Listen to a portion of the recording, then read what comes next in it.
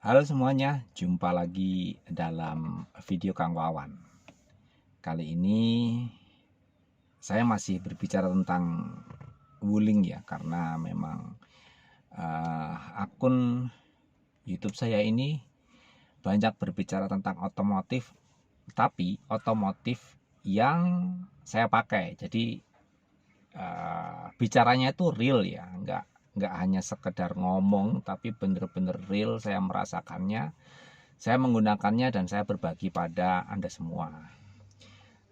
Kalaupun ada kesamaan dengan merek lain, ya memang benar, karena memang otomotif itu pada dasarnya sama ya. Mobil itu kan ya rodanya 4 gitu kan, ada mesinnya di depan, ada yang RWD, ada yang FWD, ada suspensinya, ada shock breakernya, semuanya sistemnya relatif sama. Boleh dikatakan 90% sistem pada mobil itu sama.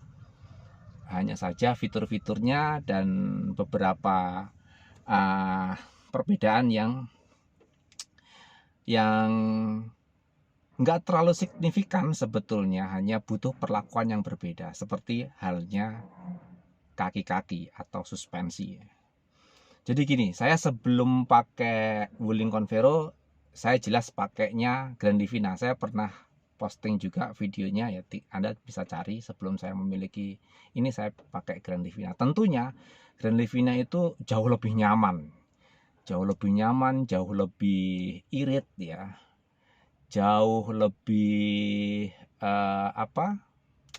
gengsi karena jelas ya merek Nissan dibandingkan dengan Wuling. Kalau di negara plus 62 ini masih lebih bergengsi Nissan lah ya, kan gitu ya. Tapi kenapa saya ganti Wuling ya, karena space-nya, ruang kabinnya. Wuling Convero ini ruang kabinnya lebih luas ya, apalagi Anda bisa lihat di belakang itu ada captain seat ya, captain seat. Jadi di belakangnya lagi baris ketiga itu ruang kakinya juga masih enak ya, masih luas. Saya bahkan pernah duduk di belakang sendiri, yang nyupir anak saya, itu pun juga masih enak.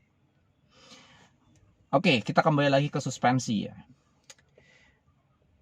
Suspensi itu jelas suspensi Wuling, apalagi Wuling Convero ya, tidak bisa kita samakan dengan suspensi Grand Livina, karena Grand Livina itu jelas rear wheel drive ya, front wheel drive ya. Livina itu front wheel drive, sehingga suspensinya akan lebih enak. Kenapa? Karena front wheel drive itu nggak membutuhkan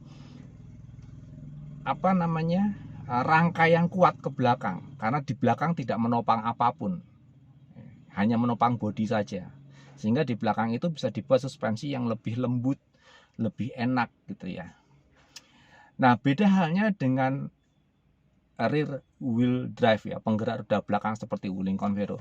Artinya harus ada rangka ke belakang yang lebih kokoh, karena pergerakan roda belakang itu harus ditunjang dengan rangka yang lebih rigid ya, supaya bisa menopang gardan lebih kuat ya.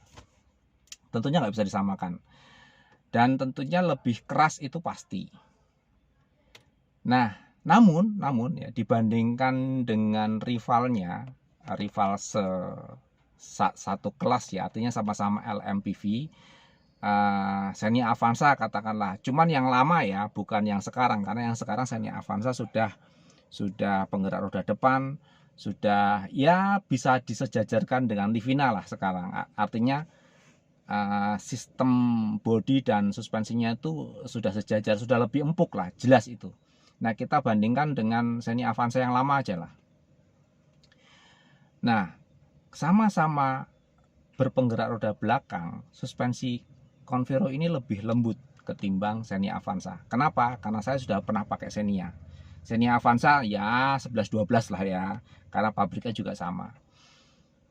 Jadi karena lebih lembut, biasanya orang itu lupa.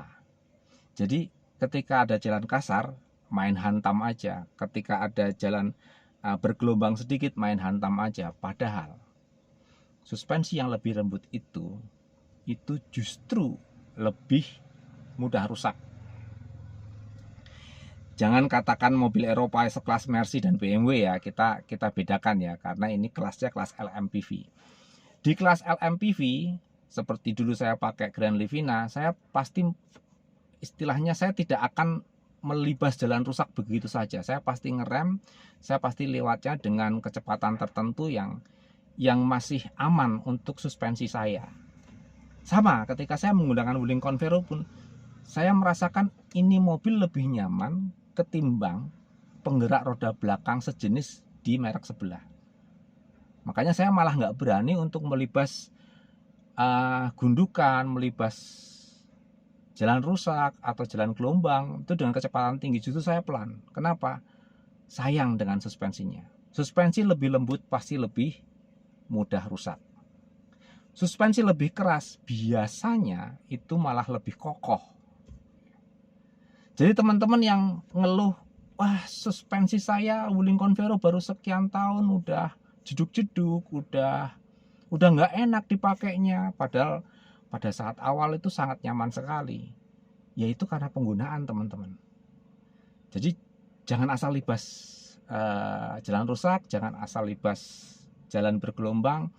Kita pastikan kecepatan kita yang sesuai dengan karakter jalannya ya. Artinya nggak terlalu pelan banget, tapi kita bisa rasakan lah. Dengan kecepatan segini kita tidak terlalu menyiksa kaki-kakinya ya.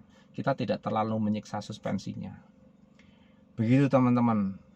Jadi itu ya masalah suspensi ya, termasuk masalah rack steer. Jadi rack steer itu kan banyak yang jebol nih Wuling Convero. Baru 1 tahun, baru 2 tahun banyak yang jebol. Punya saya masih fine-fine saja, masih oke-oke saja. Ya itu tadi, karena saya jarang sekali melibas jalan rusak dengan kecepatan tinggi.